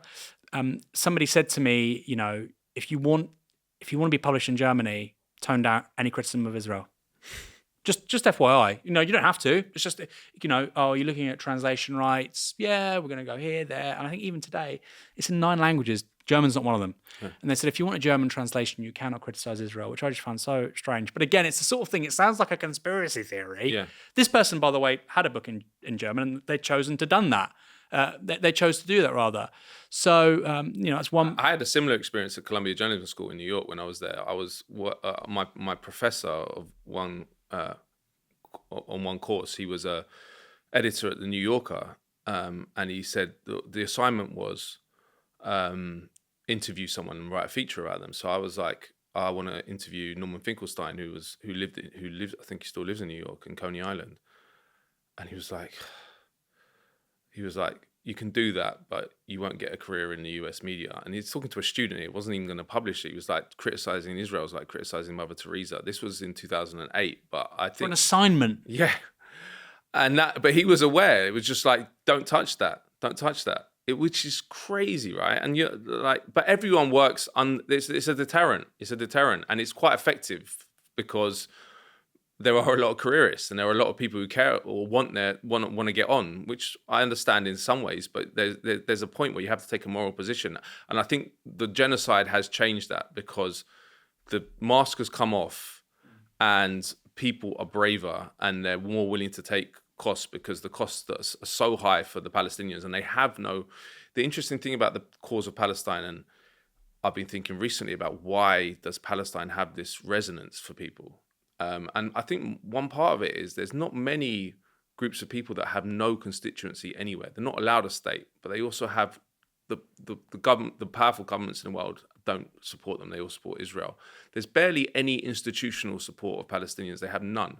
They're by themselves. So if we as a people, as a global population, don't support them, they're completely by themselves. There's not many places like that.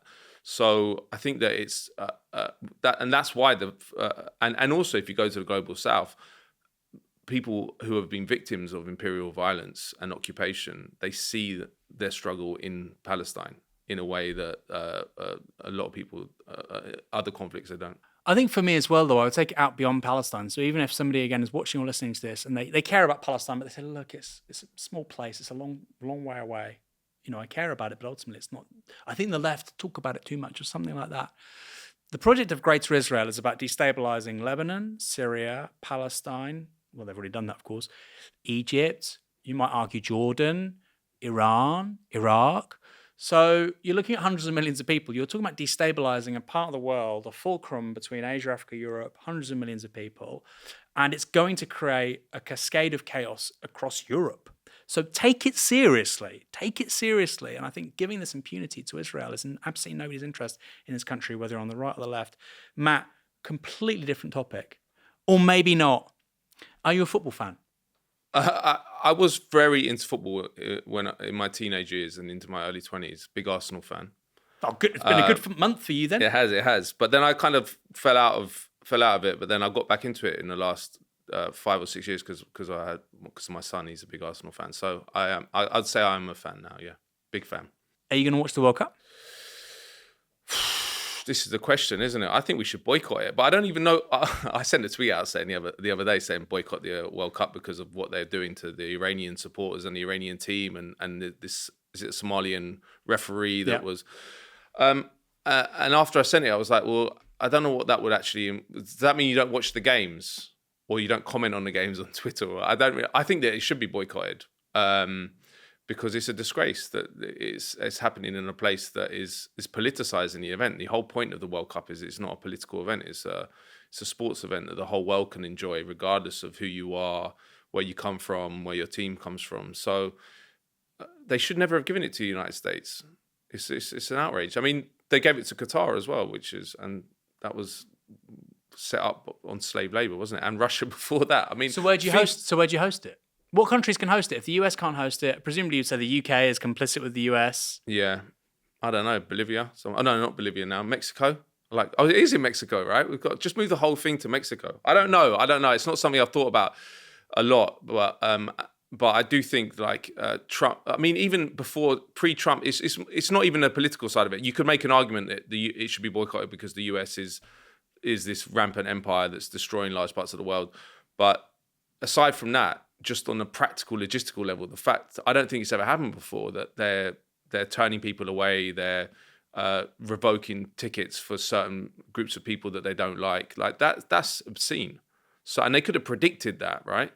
But again, this is a major point of what addendum to everything we're saying is like Trump is a fucking. Oh, sorry, can I swear? Yeah, of course. Trump is a fucking disaster for the US empire in the long term. And in the short term, right? Because he's ripped the mask off. And previously, that empire was sustained on an ideology, which was essentially a liberal ideology. And it wasn't related to reality, but it was very, very powerful and believed by a lot of people. And it would help them project power. And he's completely ripped the mask off. And he's made it impossible for the ideological pretense to exist now. And again, I mentioned the US troops here. That has become an issue because of Trump. Because they're under the control. It wouldn't have happened, even though they shouldn't have been here under Biden or Obama. But Trump has made the issue American. I've been talking about American empire for years, and I've never had even that term was not used much, and people are now understanding it, especially because of Trump's actions, crazy stuff like kidnapping Maduro, which was insane and no one talks about anymore, even though it only happened in January. But that is so crazy. The attack on Iran, many people are that when Iran retaliated against the US bases in Qatar and UAE and places, you know, like we might have known there were US bases in the Gulf, but most people don't.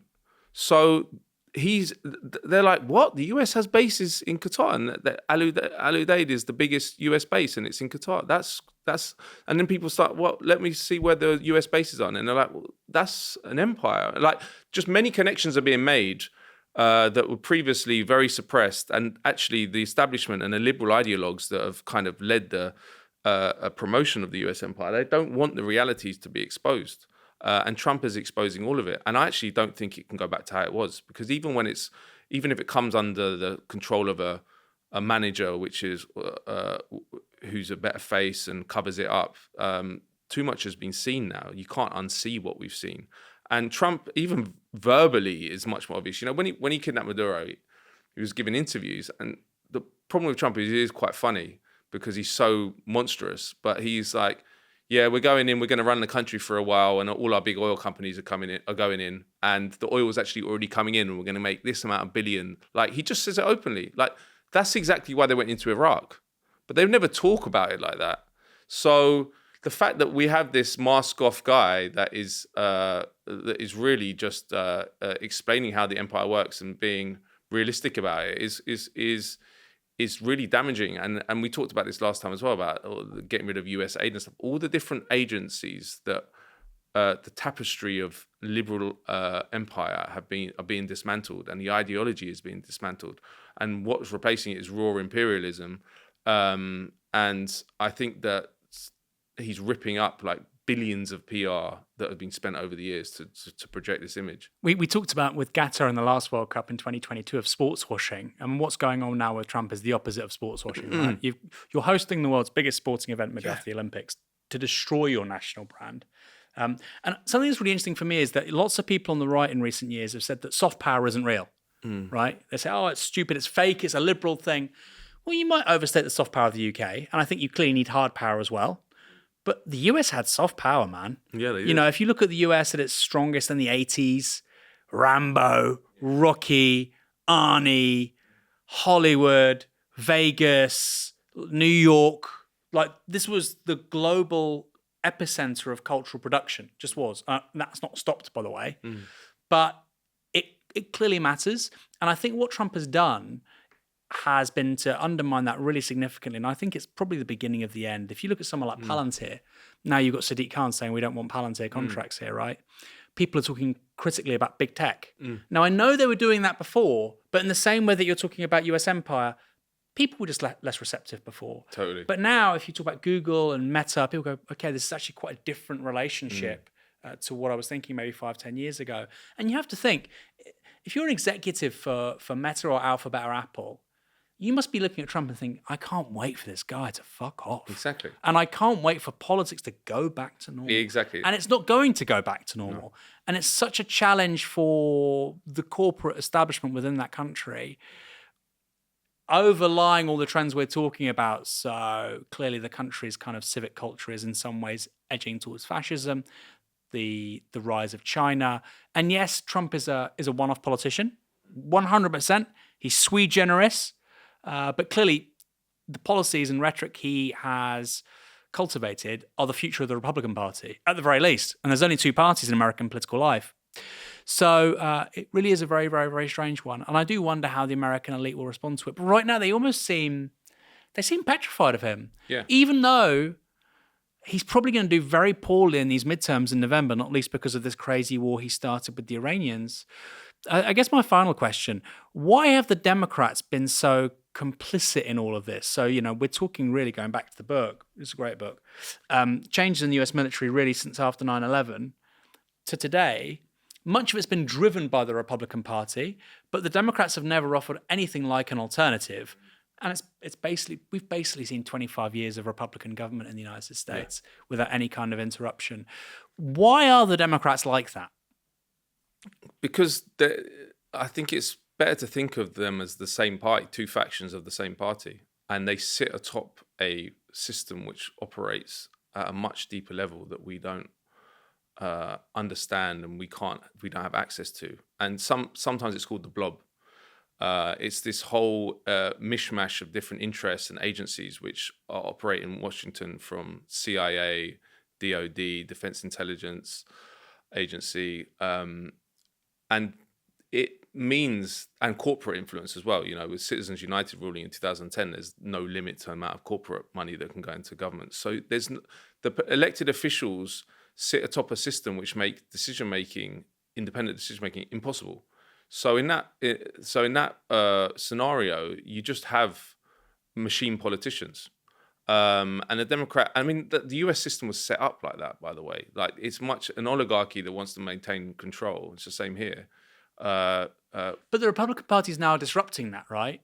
So surely, they are, I guess. And Trump has disrupted that, and obviously Trump is the future. Yeah, but of the they do Republican speak. Party. You mean why haven't they? Well, they do. But what can you do to Trump?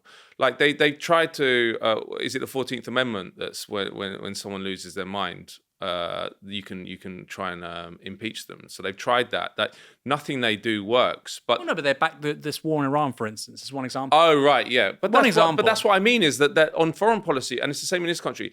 There's not even a cigarette paper between. Basically, they're both imperialist parties that operate to extend and promote the U.S. empire. It's ever been thus. Look, Vietnam, that started under the Democrats. Iraq was carried on by Obama in the same way. There's no difference. In fact, in many ways, the Democrats have been worse. And the same here. Like, if you look at Labour, like why Labour started the Iraq War. Labour was the one that supported the Nigerian junta destroying Biafra, and that was Harold Wilson in the 60s. Like, I've covered mainly foreign policy, not so much domestic policy, but there are minor differences in the US on domestic policy and here. But on foreign policy, there's barely anything, because there's a system that operates off the books that we're not allowed to see and is impervious. It goes back to what you were saying about that Tim Shipman quote. You could extrapolate that out to the whole of the foreign policy of US, UK. So I think it's a fallacy to wait for the Democrats to fight back, because they're not going to fight back, because they're part of the same thing. And they will speak out against certain actions, like, although not that forcefully about Iran, right? But the fact is, even Bernie Sanders, right, who's like the left extreme, if you listen to him on foreign policy, like, he's pretty rubbish on Israel. He opposed the Iraq War, but when John McCain died, he called him an American hero, and John McCain was someone who committed atrocities in Vietnam. Like, he was an imperialist and famously sang "Bomb, bomb, bomb Iran."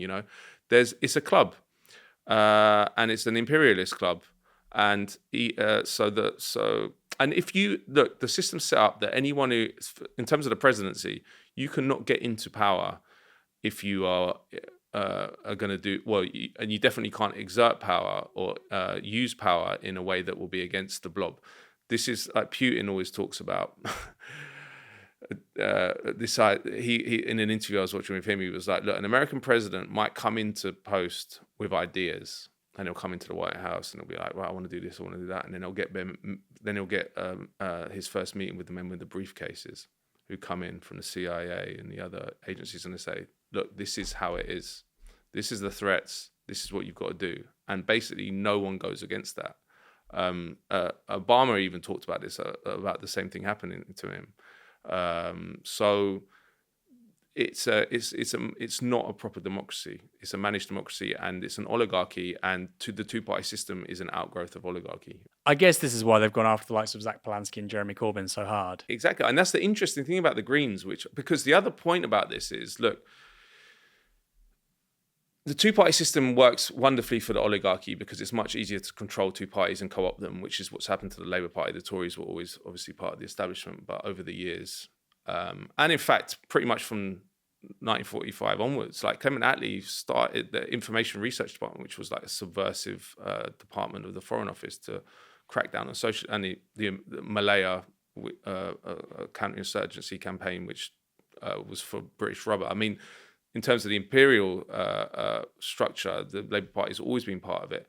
But if you control those two main parties, obviously it is a big threat when that kind of two-party system collapses, because you haven't got control of the new parties. And the Green Party doesn't have a Labour Friends of Israel, for example. It doesn't have the same personnel because they don't need to work. They haven't needed to work on them because they've not been a threat.